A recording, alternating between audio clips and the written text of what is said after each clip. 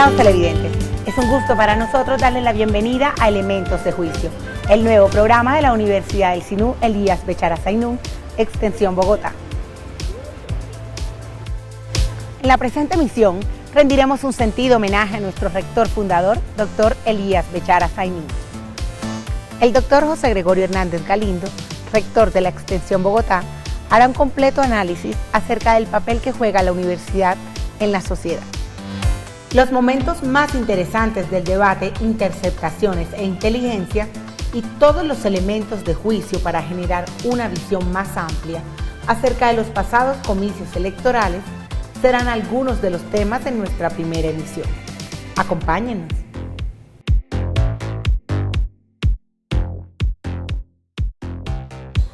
En la Universidad del Sinú Elías Bechara Zainún, Extensión Bogotá, creemos en la libertad del hombre como derecho natural, sin distingo de raza, color, sexo o religión. Nuestra primera responsabilidad es con los estudiantes, para la formación integral de hombres líderes, con criterio, generadores de su propio futuro, de la sociedad y de su familia. La filosofía de la Universidad del Sinú es un legado de nuestro rector fundador, doctor Elías Bechara Zainún. Conozcamos un poco más de él.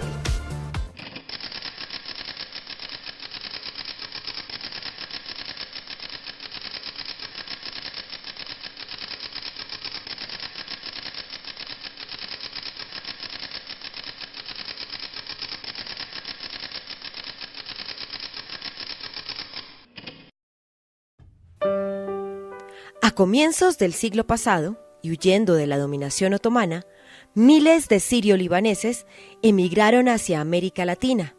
Entre ellos estaban Abdalá Bechara y Rosa Zainún. Llegaron a Colombia, más exactamente al puerto de Cartagena, y de allí viajaron y se asentaron en Lorica, que era uno de los puertos ribereños más importantes del país. Luego de instalada y reconocida, la familia Bechara Zainún empieza a dar sus frutos, sus hijos. Elías Bechara estudió su primaria en el Instituto Heredia. Desde allí comenzó a mostrarse como un niño inquieto y participativo. Una vez terminados los estudios de primaria, Elías fue enviado a Cartagena a continuar con sus estudios en el Colegio San Pedro Claver y en la universidad de esa ciudad.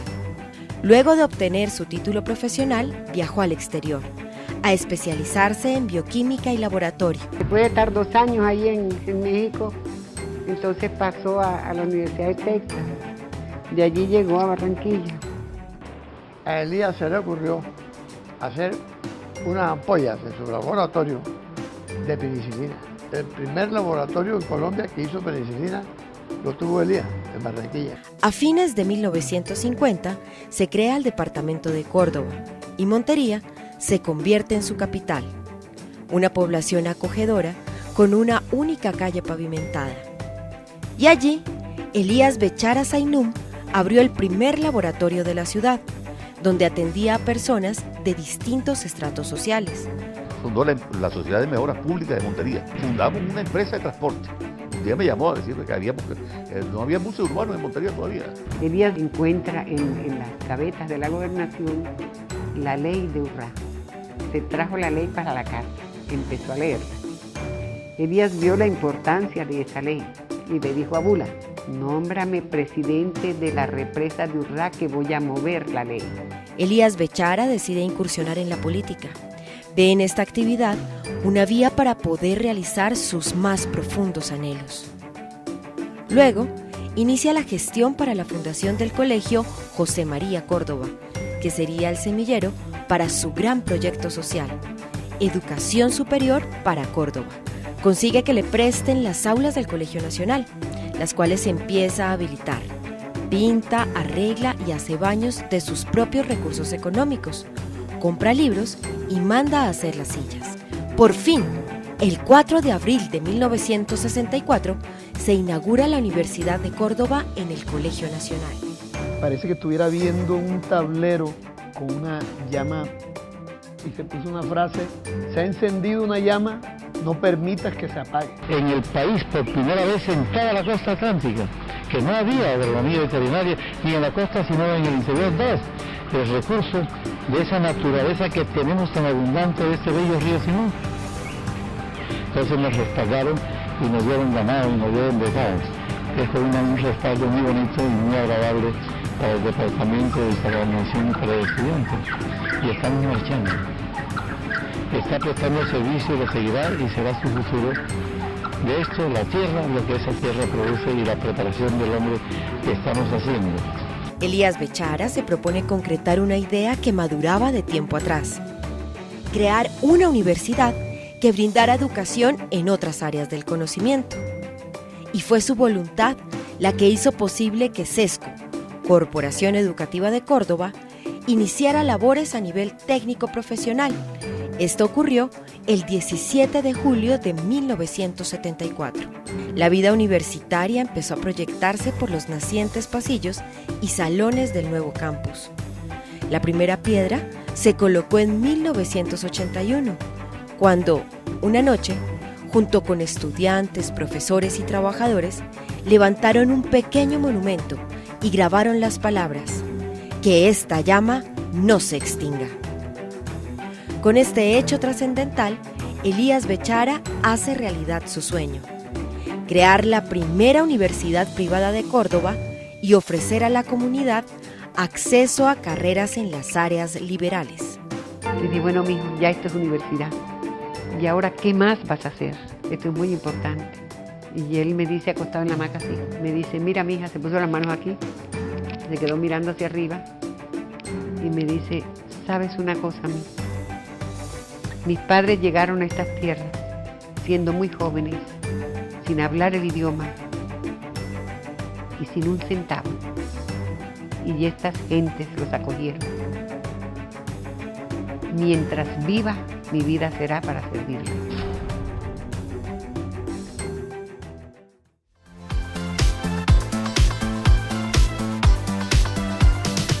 El doctor José Gregorio Hernández Galindo, rector de la Universidad del Sinú Elías Bechara Sainún, Extensión Bogotá, conduce a continuación un análisis acerca de la relación de la sociedad con la universidad.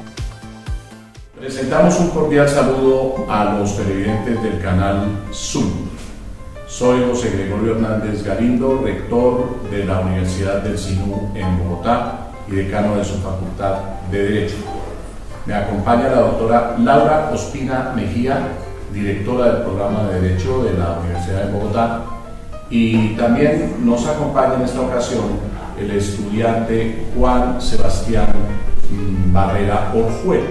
Yo quisiera plantear para este primer programa un tema que tiene que ver mucho con las razones por las cuales la Universidad del Sinú decidió estar en la capital de la República para hacer su aporte dentro de la idea del papel trascendental que juega la universidad entre nosotros. Un papel que se hace tanto más importante en cuanto hoy el país infortunadamente presencia lo que hemos denominado una crisis del derecho y una crisis de la justicia. Cuando hablamos de la crisis en el derecho, yo pienso que estamos abordando este tema desde una perspectiva genérica, es decir, hay una crisis no solamente de la administración de justicia, que es una de las formas en que se manifiesta esa crisis, es decir, quienes administran justicia y cómo administran justicia. La administración de justicia pues no asume o no da una respuesta efectiva al derecho de acceder a esa justicia, ¿no? Quienes acuden a ella pues no obtienen con prontitud la resolución a sus litigios. ¿Y considera usted, por ejemplo, a usted como estudiante, cómo le parece que las universidades pensaran, o el Estado, en programar una formación especializada posterior a la culminación de los estudios del pregrado para ser juez, para administrar justicia? ¿Qué pienso yo? Un posgrado en la universidad que venga a formar a aquellos de sus estudiantes o a estudiantes de otras universidades que hayan terminado su pregrado y que quieran ingresar a la carrera judicial. Sí, señor, yo estoy completamente de acuerdo. Yo creo que hay, digamos que, funcionarios públicos elegidos autónomamente, por ejemplo el procurador, que digamos no es necesario tener un conocimiento, o bueno, sí, más no es necesario demostrar dicho conocimiento, sino que son elegidos por votación de la rama ejecutiva, rama legislativa. Se postulan por razones políticas. Exactamente, entonces se ve la politización de una figura pública, claro, que debería ser completamente autónoma. Y como que las universidades pasan desapercibidas, como que se lavan las manos. No queremos hacerlo en la universidad, sino, doctora Laura, ¿cómo ve ese papel de la universidad? Nosotros como Universidad del SINU tenemos un proyecto educativo fundado en principios y valores. Es un proyecto fundado en la libertad y para la libertad, y fundado también en el principio de igualdad. Partimos de la base de que la educación es un instrumento de movilidad social.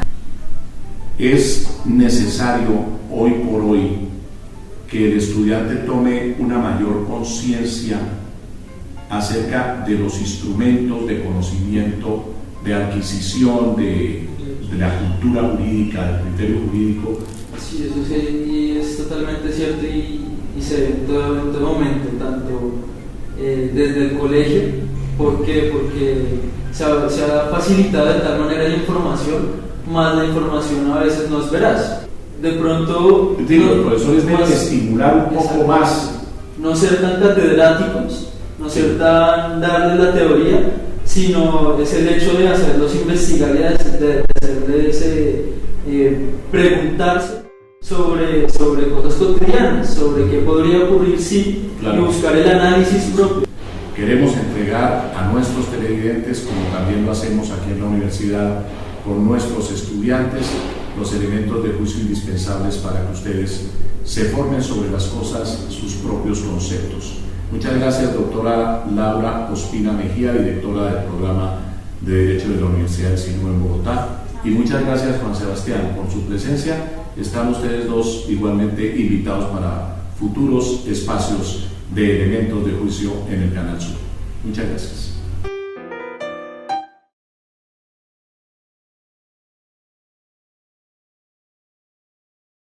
El pasado 9 de marzo se llevó a cabo la primera jornada electoral en el país. Estudiantes y docentes nos cuentan sus opiniones acerca de los pasados comicios. Bienvenidos a Elementos de Juicio, hoy desde la Universidad del SINU en el norte de Bogotá, con dos de sus destacados profesores, la doctora Laura Ospina, directora del programa y conocida constitucionalista, y el doctor Álvaro Echeverry Uruburu, es constituyente y profesor de Derecho Constitucional y de Teoría del Estado en la Universidad del SINU. Buenos augurios traen las elecciones. ¿Qué percepción tienen, digamos, de esta jornada electoral de manera inicial? Sí, yo creo que esta jornada electoral demostró las debilidades profundas de la democracia colombiana. Primero, una altísima abstención.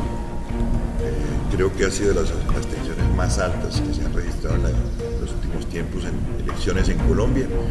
Llegar a un 65% de abstención en Bogotá es una situación verdaderamente alarmante.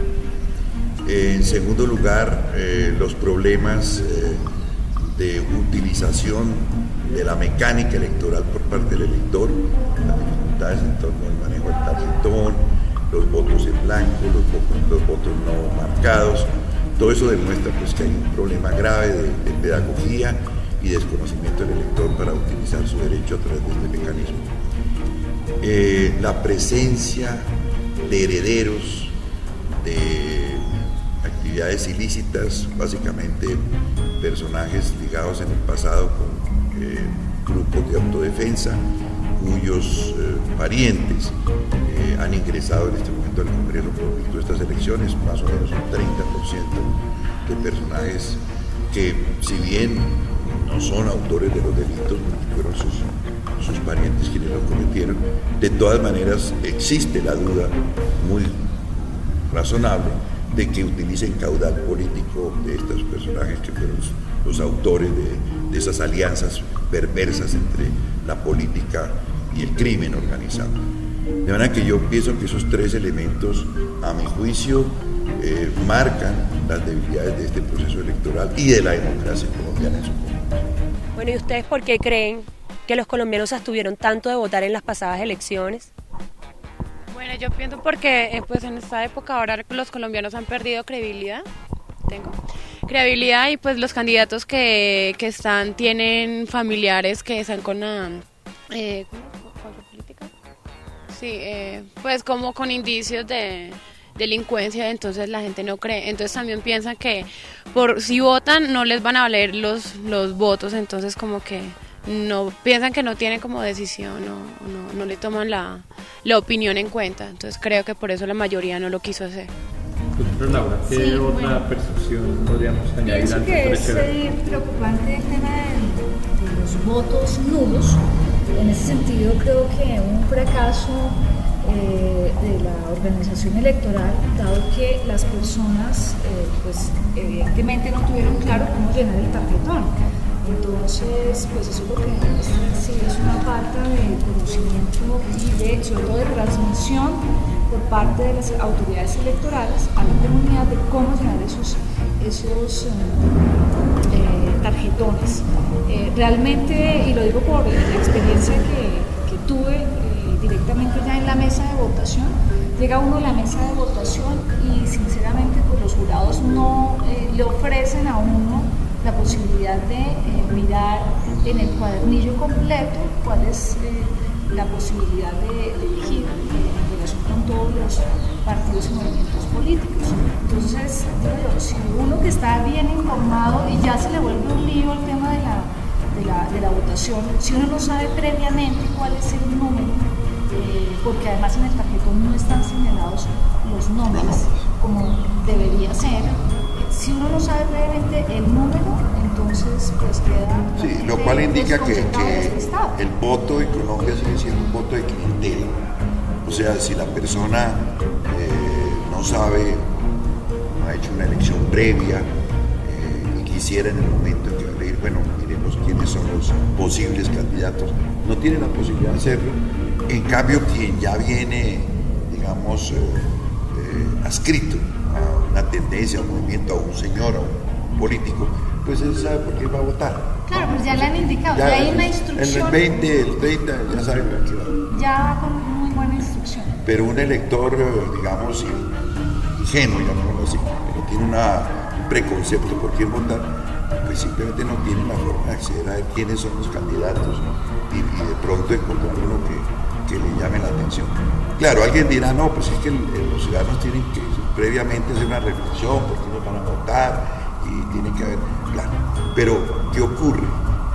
Y esto es otra cosa que a mí me llamó mucho la atención de esta campaña, la pobreza programática e ideológica en la campaña. Es decir, aquí se volvió una feria de ofrecimientos, que vivienda popular, que educación para todo el mundo, que el tema de las mujeres.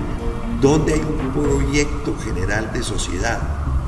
¿Dónde están los grandes problemas del país que haya que enfrentar a través de la acción legislativa y que el candidato ofrezca algún tipo de solución o de programa con el cual va a llegar? No, es la feria de los ofrecimientos, ofrecieron de todo. El eslogan. Sí, pero nada realmente estructural frente a la situación que percibe el ciudadano común de las grandes crisis que estamos viviendo.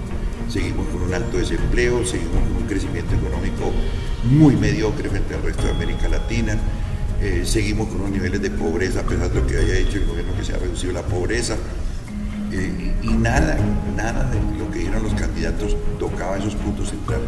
La justicia, estamos en una crisis profunda en la justicia, y nosotros aquí en la Facultad de Derecho a veces uno se pregunta qué estamos enseñándole a los muchachos cuando decimos una cosa desde el punto de vista normativo, legal, y vemos que en la realidad los jueces y los magistrados de las altas cortes deciden cosas totalmente contrarias a lo que en derecho sería lo lógico. Entonces, realmente encuentra uno la ausencia absoluta de programas estructurales por parte de los candidatos, la feria de los ofrecimientos, la feria de las promesas, pero nada a fondo con respecto a los problemas del país. Okay. ¿Y por qué creen que hubo tanto voto nulo en las pasadas elecciones? Mira, yo pienso que una entidad como la Registraduría Nacional fue evidente que hubo influencia política. Creo que al momento de votar algunos partidos políticos temían el tema del favoritismo de algunos dirigentes. Como consecuencia tuvieron que en cuenta que ya no dejaban sacar fotos, ya no dejaban sacar dentro de los partidos políticos apellidos, y eso lo que tuvo como consecuencia fue el voto nulo, porque la gente se confundió, mucha gente se inscribió como tal para votar sobre en blanco y no sobre el logo del partido. Y yo creo que desafortunadamente la Registraduría Nacional tiene que ser una entidad neutral y no lo que vimos en este momento en las pasadas elecciones. Espero que en las presidenciales no sea lo mismo.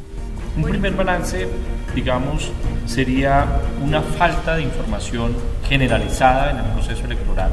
Segundo, pues digamos, falta también de pedagogía política para participar en el proceso electoral que acaba de cumplirse.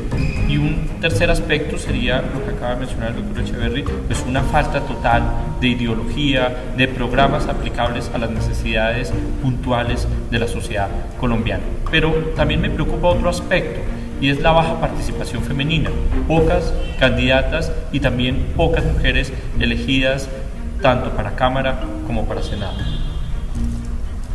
Sí, yo creo que ese es un problema, digamos, estructural también del país. La verdad de las cosas es que la mujer ha tenido una muy precaria participación en la vida política y social del país. Solamente en los últimos años, pues la mujer comienza a proyectarse en la esfera económica, en la esfera social, pero en la política ha sido una actividad que siempre se ha percibido como en los hombres, ¿no? La política tiene ciertos elementos de engaño, de hipocresía, bueno, ya lo decía Maquiavelo, etc. Y la mujer frente a eso ha tenido la posición, creo yo, de abstenerse frente a algo que es como turbio, ¿sí? Entonces la mujer no quiere mezclarse en eso. Y bueno, yo creo que también allí ha habido falta de educación para las mujeres desenvolverse cómo la política puede ser una actividad productiva, una actividad buena, una actividad necesaria para la vida social, para que las mujeres realmente se involucren más en la actividad política. Pues hay mujeres que han participado, ¿no? Y que han sido muy destacadas a lo largo de la historia reciente del país, por ejemplo, María Eugenia Rojas, por ejemplo, Noemí Sanín, por ejemplo, ahora Marta Lucía Ramírez, pero son casos muy excepcionales y siempre a la sombra del patriarcado del partido, ¿no? El partido es como el patriarca de las mujeres que las promueve, las alienta, las ayuda a surgir, pero realmente no es por su propia dinámica como las mujeres comienzan a proyectarse en la vida política. Siempre hay un patronazgo detrás que es siempre masculino. No, incluso, por ejemplo, las mujeres también que participan en política, curiosamente aquí se les ha marcado también dependiendo de su compañero. Entonces, pongamos el ejemplo de la doctora Vivian Morales. Yo creo que en relación con ella ha influido mucho, incluyó en su momento, cuando ocupó el cargo de fiscal general, el hecho de que hubiera estado casada con un personaje cuestionado. Doctora Laura, ¿cómo explicar la siguiente paradoja? Las mujeres universitarias ahora son mayoritarias con relación a los hombres, o sea, muchas nuevas mujeres se están graduando de diferentes carreras profesionales. Y en derecho son mayoría. Y claro, y en derecho son mayoría. También en cargos gerenciales, incluso el nivel de mujeres en cargos gerenciales en Colombia y en América Latina es muy similar al de Europa o los Estados Unidos. Pero ¿a qué se debería, digamos, ese poco interés en la política? Porque realmente tienen decisiones de mando, ocupan altos cargos, a nivel gerencial, en gremios económicos, destacadas en muchos campos científicos y académicos, ¿por qué no en la política? Pues yo creo que de todos modos es una sociedad sí muy conservadora la nuestra a propósito de los temas de dirigencia política. En cambio uno ve en las pequeñas comunidades cómo estas mujeres, la mayoría de los líderes locales o de los líderes sociales en las pequeñas comunidades son mujeres y son las personas además que generalmente hacen las denuncias, que asumen más riesgos, son valientes, son muy reconocidas por la comunidad en esas labores, digamos, que se relacionan con su pequeño entorno y que obviamente transforman también realidades y transforman la sociedad. Entonces pienso yo que la mujer sí está cumpliendo un papel muy importante, pero tal vez no lleguen a esos grandes escalas o escaños de carácter político, pero sí están haciendo las pequeñas y grandes transformaciones sociales que se requieren. Incluso, pues digo yo que el aporte es mucho mayor de la mujer para efectos del tema del conflicto social, el que puede obviamente pues hacer el hombre. El hombre está vinculado siempre pues, desde tiempos inmemoriales al tema de la guerra, nosotros al tema de lo que es la paz, el hogar, la crianza, las relaciones interpersonales. Entonces creo que sí, el papel de la mujer es un papel muy importante, a pesar de que no se le haya reconocido a nivel político, pero creo que también, como le decía antes, es un tema de tradición cultural. Sí. Otro aspecto que llama mucho la atención es el tema de las minorías, cómo el umbral ha dejado a muchos partidos que tenían expresiones muy particulares, tanto ideológicas como societarias. ¿Es negativo este umbral para la representación política de las minorías? Hay partidos que no lograron continuar, digamos, su vida política porque no alcanzaron un número determinado de votos. ¿Cómo podríamos ver esta exclusión de la política por un umbral? Sí, yo personalmente he creído siempre que se cometió un gran error, la reforma política del 2003, que estableció el umbral y que estableció además un sistema complejo, que llaman el método de Hunt. No es el caso de explicarlo aquí, pero es claro que a partir de ese momento, con la idea, con la pretensión de que había muchos partidos y que había que reducir el número de partidos y que los partidos pequeños eran un obstáculo a la democracia, cosa que nunca se ha demostrado que sea así. En fin, llegamos pues a un sistema en el cual se privilegian las fuerzas mayoritarias y es el mismo sistema de España, que es muy criticado, es el sistema también parcialmente en Alemania, también muy criticado. Entonces, sobre pretexto de que antes se elegían personas con muy pocos votos a partir de un sistema también muy complejo de cociente electoral, entonces hemos pasado a un sistema en el cual reducimos partidos, ¿sí?, a través del filtro del umbral. Si usted no saca un tanto por ciento de la votación, no entra en el reparto de las curules. Ese sistema, repito, favorece a los grandes partidos, desestimula a los pequeños partidos que son expresión de tendencias, de corrientes, de opinión dentro de la sociedad y que simplemente han terminado por ser absolutamente eliminados. Pensar que la democracia solamente puede ser representada por pocos partidos me parece que es un error, porque la sociedad es múltiple, porque la sociedad es pluralista, porque hay muchos intereses en la sociedad y esos intereses deberían poderse expresar en distintas fuerzas y movimientos políticos. Pero el sistema del umbral simplemente los elimina en absoluto, los desestimula totalmente, etc. Y se presentan contradicciones tan flagrantes como las que se representaron ya en alguna ocasión, creo que el partido de Mocus, ¿no?, que obtuvo una alta votación, pero no alcanzó el umbral, ¿sí?, y en consecuencia quedó eliminado el Congreso.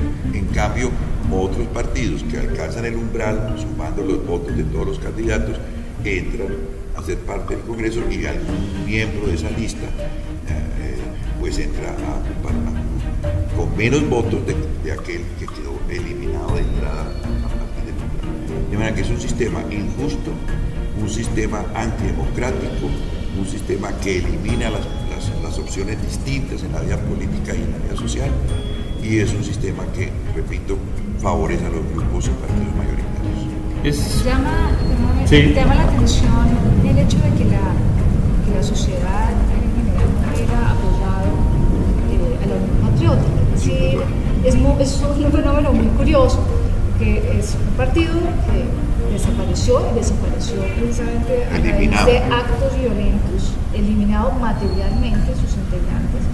El Consejo de Estado hace unos meses le devuelve personería jurídica, le da otra oportunidad política, una opción más que se había cerrado a través de la violencia, y sin embargo, no sé si fue un tema de tiempo, de poder otra vez conectarse con la comunidad a través de sus diferentes ideas y programas, un problema de estrategia, en fin, o el hecho de que, y eso se vivió en estas elecciones, el hecho de que pues en Colombia la derecha vuelve a tener una fuerza muy alta.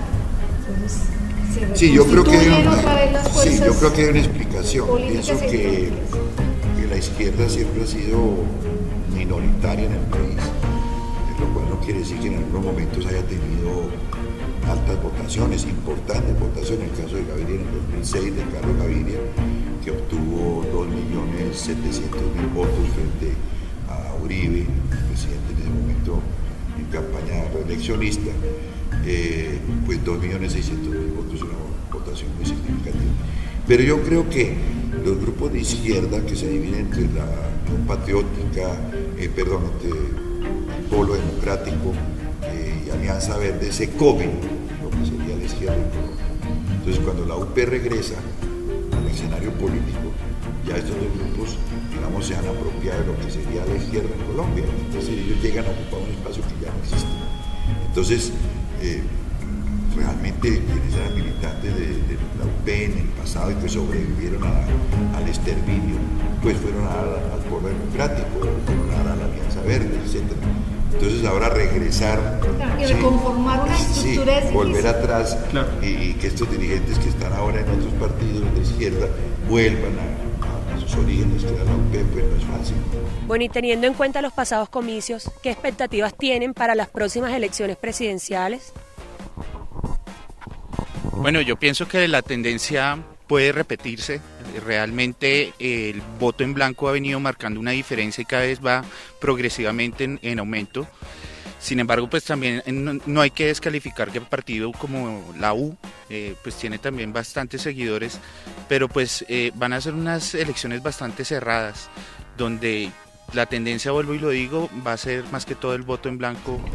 Claro, la política en Colombia también se ha caracterizado por un gran caudillismo, por unos protagonistas regionales que también pues tienen aceitada toda una maquinaria que incluso va hasta el escenario local de las juntas de acción comunal, son los que colocan ediles, concejales, alcaldes, diputados, gobernadores, en fin. Entonces, digamos, esta maquinaria totalmente aceitada pues es funcional al sistema político actual. Desafortunadamente eso impide que nuevos partidos o incluso las penalizadas minorías con el fraude pues tengan un desarrollo político.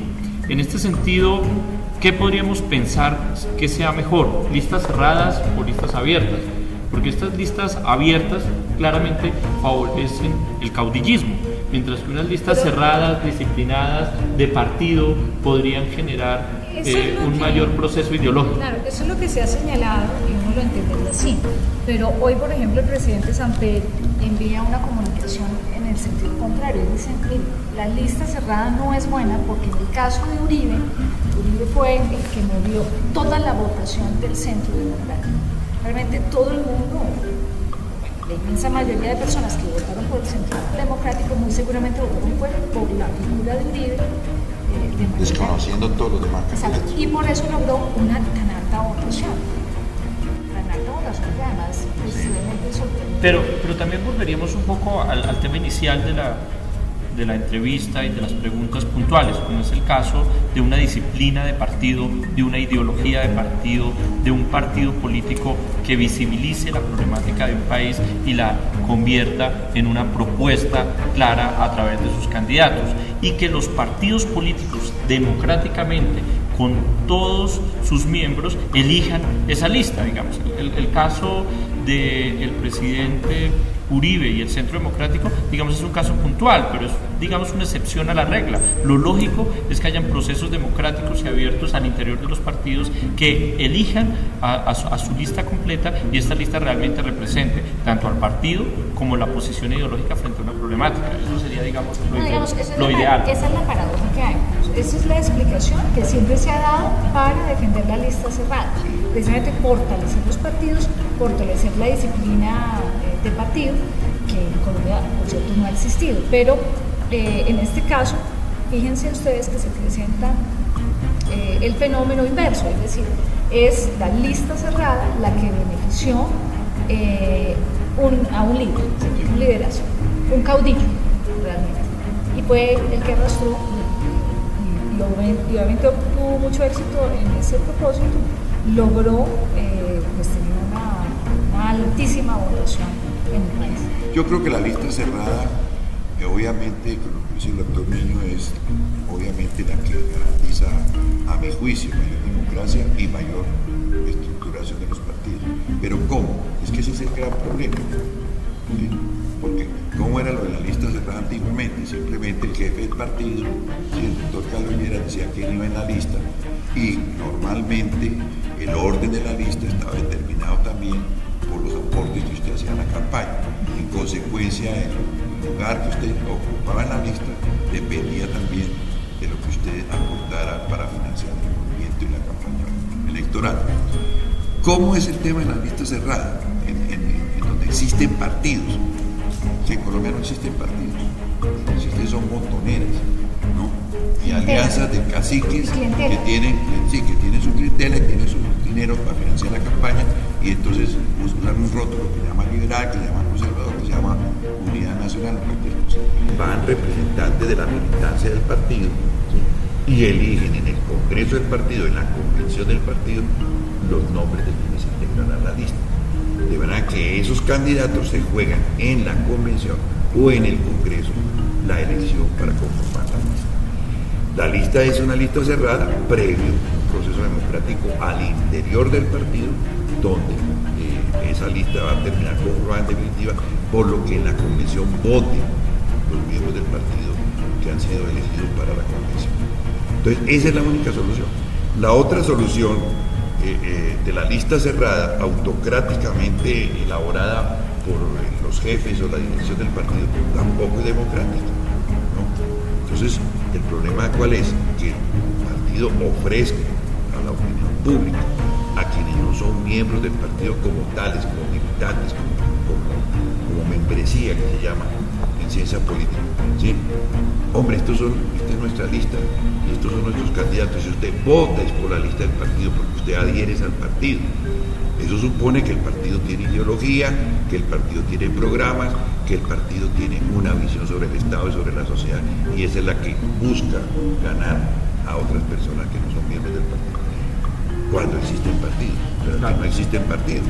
Y además, aquí lo que existe es una federación ni siquiera de caciques, porque es que ya los caciques pues siguen existiendo y siguen poniendo la mayoría de los votos en los departamentos, etcétera, sino un poco de individuos como salieron ahora. Yo dice, pero este señor, ¿de dónde salió? ¿Quién es este señor? ¿Y cómo es que quiere aspirar al Congreso? No, unos personajes que aparecieron ahí, que alguien les dijo, oye, ¿usted por qué no se lanza? Ah, sí, usted tiene tales personas que lo apoyan, tiene un grupo de ciudadanos que en un pueblo, en una ciudad, en un barrio, y además nosotros le ponemos la plata.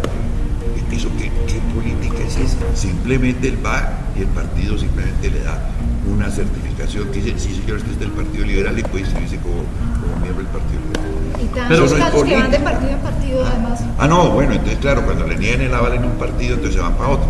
Sí, pero hay una responsabilidad importante de los partidos políticos cuando entregan un aval, y eso es lo que se debe buscar, que los partidos políticos examinen la hoja de vida de estas personas, que obviamente hagan carrera dentro del partido político, no simplemente que lleguen con unos capitales sin saber de dónde proceden muchas veces, capitales que pueden ser incluso ilegales. Otro tema escandaloso de esta campaña electoral fueron los montos que se utilizaron para financiar las campañas, los altísimos costos de la publicidad, los altísimos costos de las reuniones, de la movilidad para lograr una votación. ¿Cómo puede ser posible que se necesiten 10.000, 12.000 millones de pesos para llegar al Senado de la República? O sea, ¿qué recursos, qué financiación, quiénes financian estas campañas y qué intereses van a defender en el Congreso de la República? Obviamente no van a ser los intereses del conjunto de la población colombiana. Entonces, digamos, una lista cerrada, una disciplina de partido, una trayectoria dentro de los partidos, un aval juiciosamente estudiado, es lo que debería garantizar unos candidatos de cara a una sociedad que los analice también, porque también hay una responsabilidad de los ciudadanos y las ciudadanas, porque básicamente no analizan quiénes van en la lista. Muchas veces las personas votan por amiguismo, por recomendación o incluso para satisfacer necesidades que en el peor de los casos son necesidades primarias. Incluso esto va escalando a medida que se van enriqueciendo, digamos, las sociedades. Entonces va la beca, va el empleo, va el contrato y no la satisfacción del conjunto de la población. No se está pensando una sociedad de manera planeada a futuro.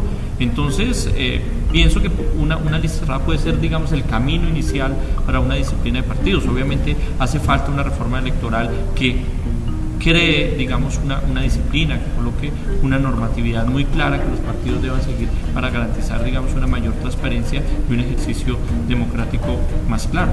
Sí, y democrático además también al interior de los partidos. Desde luego. Lo que señalaba precisamente el doctor Echeverri. Si se eligen a dedo... Es peor. Sí, no, por eso, pero yo creo que el tema no es de avales. Sí, eso debería suprimirse, debe haber una reforma a fondo de los partidos políticos, una normatividad totalmente nueva sobre los partidos. A ver, nosotros en la constituyente insistimos mucho y perdimos, nos derrotaron. Nosotros luchábamos porque en la definición de los partidos de la Constitución se dijera que los partidos tenían una estructura democrática.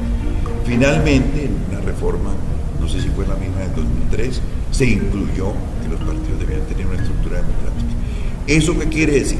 Quiere decir que los partidos deben hacer convenciones, hacer congresos con cierta periodicidad. Segundo, que en esos congresos se aprueben los estatutos del partido, se apruebe el estatuto disciplinario del partido, se apruebe el programa del partido para la siguiente campaña, tanto presidencial como el Congreso, y se aprueben los nombres de las personas que van a ingresar a las listas del partido. Entonces, ¿cómo hacer para que los partidos sean partidos de programa, partidos de tesis, partidos que ofrezcan soluciones, partidos de gente que tenga alguna responsabilidad frente al partido?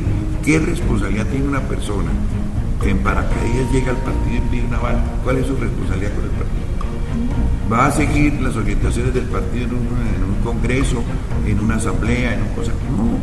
No, porque él se hizo elegir con sus votos y con su plata. Bueno, ¿y ustedes creen que los resultados de los pasados comicios generen alguna consecuencia en las próximas elecciones presidenciales?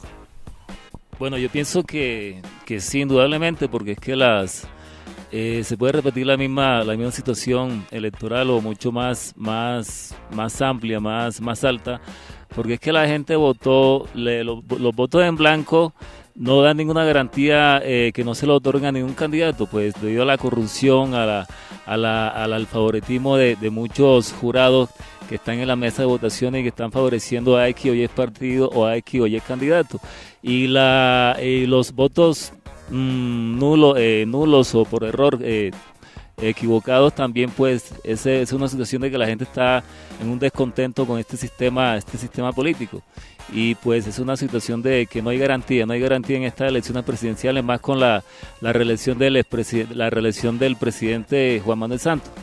Entonces ya la gente está tomando conciencia política de que no hay un Estado de Derecho, se está perdiendo la esencia del Estado de Derecho. Bueno, pues yo pienso que la primera y pues una de las fundamentales razones por las que hubo tanto como problema con respecto a las votaciones de los comicios fue porque precisamente la gente está manifestando. Pienso que es una forma de manifestación, de decirle no al gobierno, no estamos de acuerdo con lo que nos están dando, no estamos de acuerdo con lo que tienen, ¿sí? Que queremos algo mejor. Entonces pienso primero que es eso, una forma de manifestación.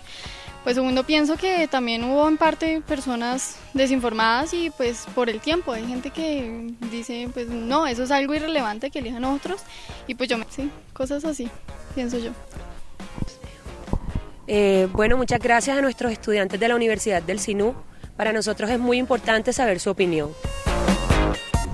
Sí, entonces todos estos elementos son fundamentales para que sean analizados. Aquí hoy fueron, digamos, estudiados en profundidad en la Universidad del SINU. Muy próximamente en la universidad vamos a hacer un gran debate sobre el voto en blanco.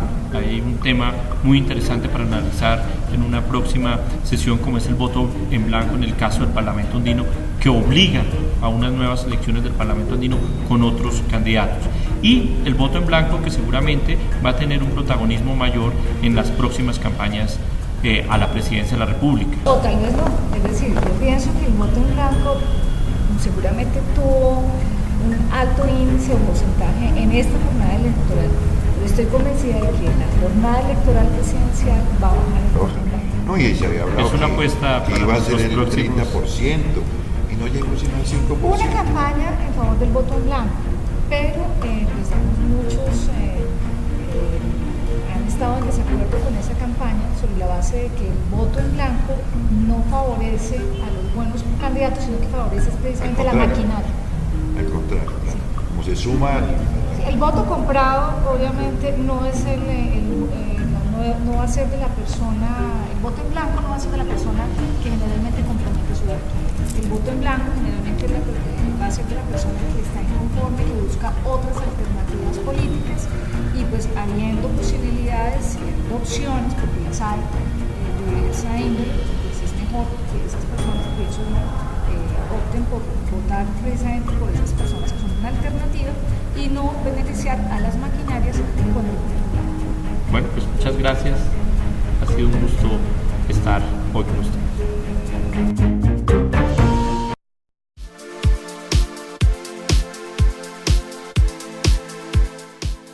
En días pasados, en la Universidad del SINU Elías Bechara Sainú, Extensión Bogotá, se llevó a cabo el debate Interceptaciones e Inteligencia.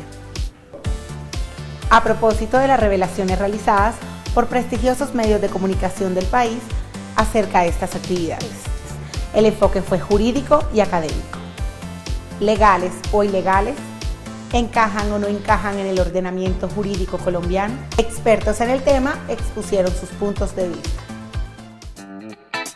Debido a la múltiple información generada en los últimos días, luego de que se dieran a conocer diversos casos de interceptaciones, de las que fuera víctima hasta el propio presidente de la República, se llevó a cabo en las instalaciones de la Universidad del SINU Elías Bechara Sainú, Extensión Bogotá, el foro Interceptaciones e Inteligencia, con la participación de varios expertos, como el doctor José Gregorio Hernández Galindo, rector de la Universidad del SINU Extensión Bogotá, la doctora Laura Ospina Mejía, directora del programa de Derecho, el doctor Guillermo Mendoza Diago, exfiscal general de la Nación y director del área de Derecho Penal de esta institución, el doctor Dagoberto Charri Rivas, abogado experto en temas penales y constitucionales y director del área de Derecho Procesal del Alma Mater, el doctor John Marulanda, consultor en seguridad, el doctor Ernesto Rodríguez, fundador y presidente ejecutivo de la Asociación Colombiana de Usuarios de las Comunicaciones,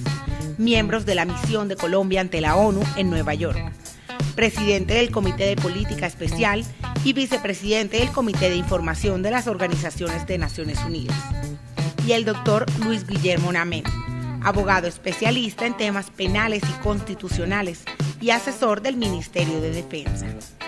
En este foro se analizaron varios factores que inciden en la verificación jurídica de estas prácticas. La Corte Constitucional hizo la revisión de la ley estatutaria.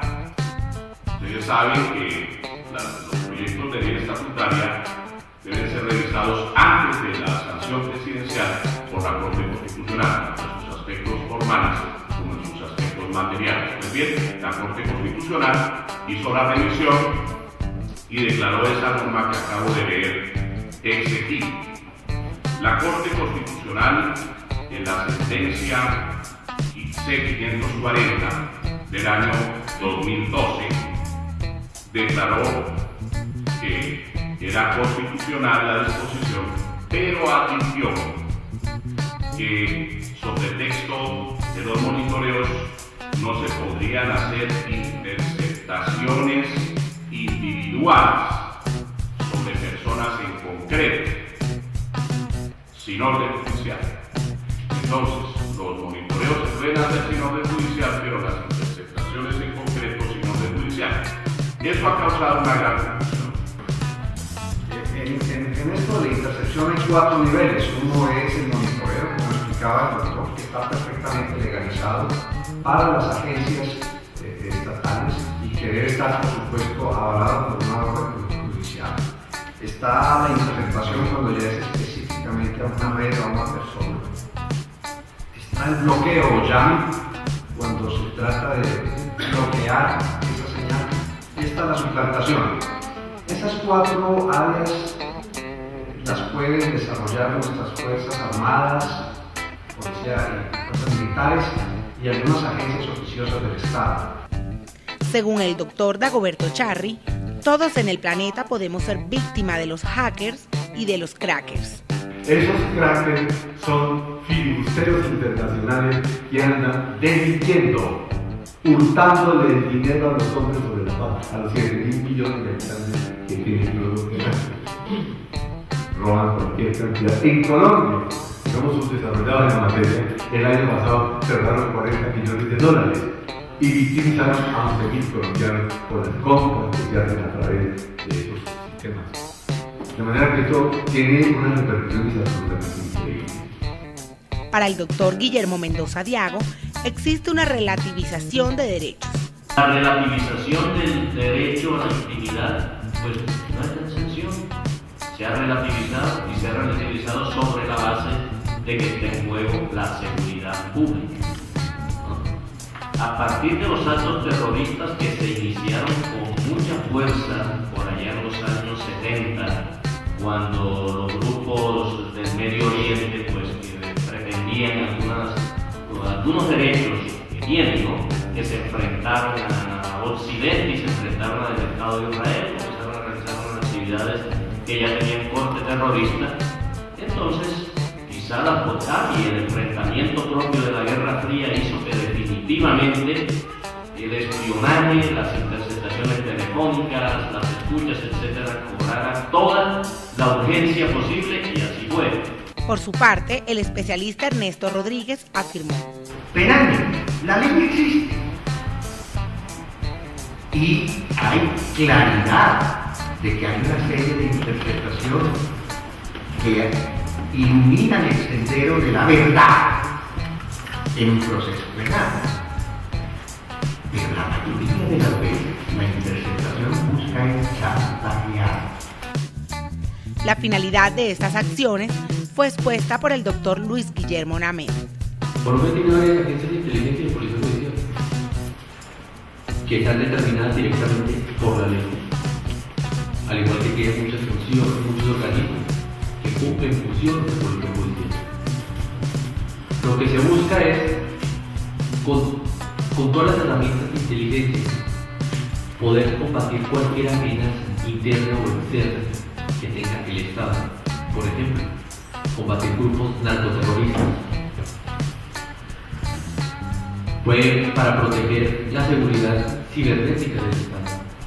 Por eso es que están constantemente los organismos de inteligencia revisando a través del espectro electromagnético y es perfectamente legal.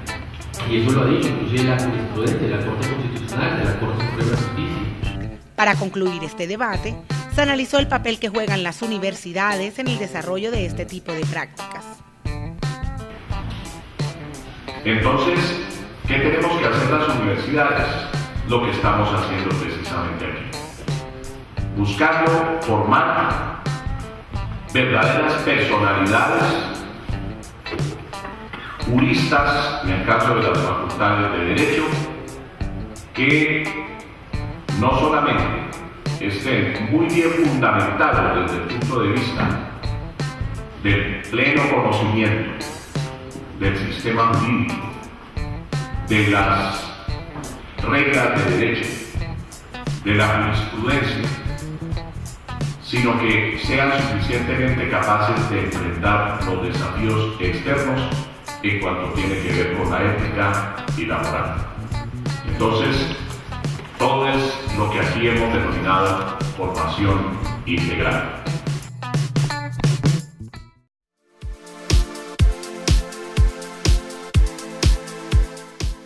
Agradecemos su compañía y los esperamos en nuestra próxima emisión a la misma hora por el Canal Universitario de Colombia, Canal Sur.